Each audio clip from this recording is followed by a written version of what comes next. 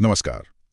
आज हम देवी सती पार्वती की जो गाथा है उस पर एक गहरी नजर डालेंगे। जी। हमारे पास स्रोत कई हैं, वैदिक संकेत हैं, रामायण महाभारत में बातें हैं और फिर पुराण तो हैं ही, जैसे वायु, स्कंद, भागवत, शिव, मत्स्य पुराण, कालिदास का काव्य भी है। हाँ बिल्कुल, बहुत सारे अलग अलग वर्णन मिलते हैं। तो मकसद ये है कि सती के जन्म से लेकर शिव से विवाह, फिर वो देह त्याग और पार्वती के रूप में पुनर्जन्म, इस पूरी यात्रा को समझें, देखें कि ये कहानियां क्या कहती हैं।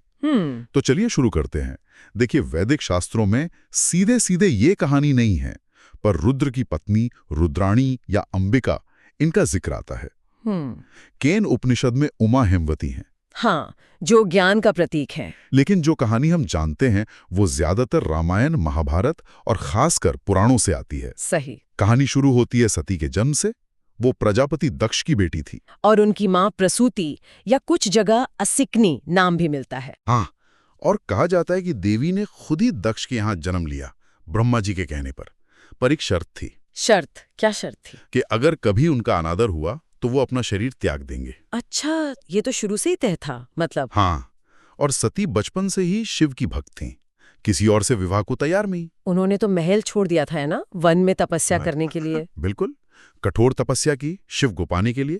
शिव ने परीक्षा भी ली उनकी और फिर मान गए।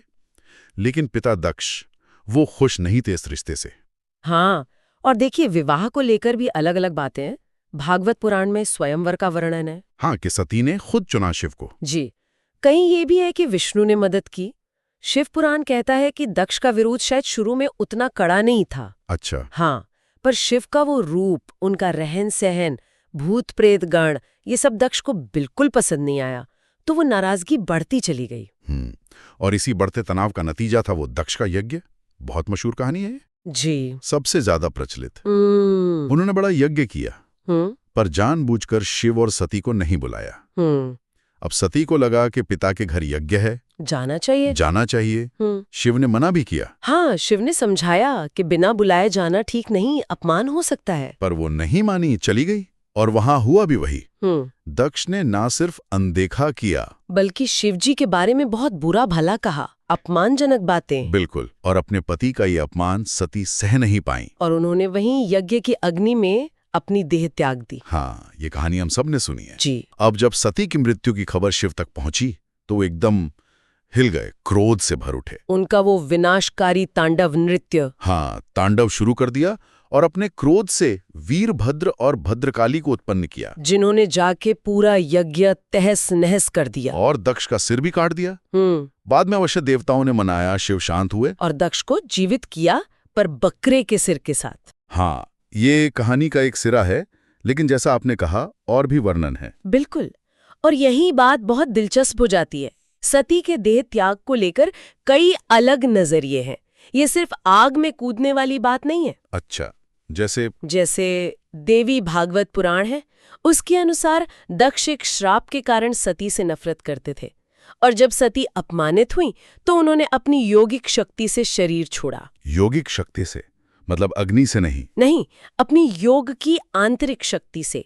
और सुनिए, महाभागवत पुराण में है, वहां गुस्से में सती 10 महाविद्याओं का रूप ले लेती हैं। 10 महाविद्याएं, देवी के वो 10 शक्तिशाली रूप। जी हाँ, और फिर उनकी एक छाया, जिसे छाया सती कहते हैं, वो अग्नि में प्रवेश करती है। छाया सती?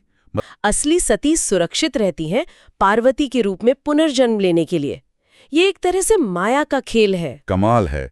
और भी हैं ऐसे वर्णन? जी, बृहद धर्म पुराण में तो आग का जिक्र ही नहीं है। वो दक्ष को श्राप देती हैं और एक गुफा में जाकर देह त्याग देती हैं। गुफा में? हाँ, और कालिका पुराण कहता है कि उन्हें यज्ञ के बाद पता चली और अपमान का अंदेशा हुआ, तो उन्होंने वहीं जहां वो थीं योग से देह त्याग दी, यज्ञ स्थल गई ही नहीं। वाह, मतलब आग में जलना एक वर्जन है, पर एकमात्र नहीं। ये योग शक्ति, छाया सती, गुफा में देह त्याग, ये सब क्या दिखाता है देवी की शक्ति के बारे में? बिल्कुल सही सवाल है। ये अलग अलग वर्णन शायद अलग अलग परंपराओं, जैसे शाक्त या शैव परंपरा के नजरिए दिखाते हैं। कुछ देवी की अपनी आंतरिक योगिक शक्ति पर जोर देते हैं कि उन्हें बाहरी मदद या अग्नि की जरूरत ही नहीं। छाया सती का विचार शायद उनके असली स्वरूप की अमरता दिखाता है, कि वो नष्ट नहीं हो सकती, ये सब उनकी लीवा है। ये दिखाता है कि एक ही घटना को कितने अलग अलग मतलब दिए गए हैं। सच में बहुत गहरा है ये। और फिर अंत में सती का पुनर्जन्म होता है। हाँ, पर्वतराज हिमवत और मैना की बेटी पार्वती के रूप में। और पार्वती भी फिर शिव को पाने के लिए कठोर तपस्या करती हैं। जी बिल्कुल। और शिव उन्हें पत्नी के रूप में स्वीकार करते हैं। इस तरह वो चक्र पूरा होता है।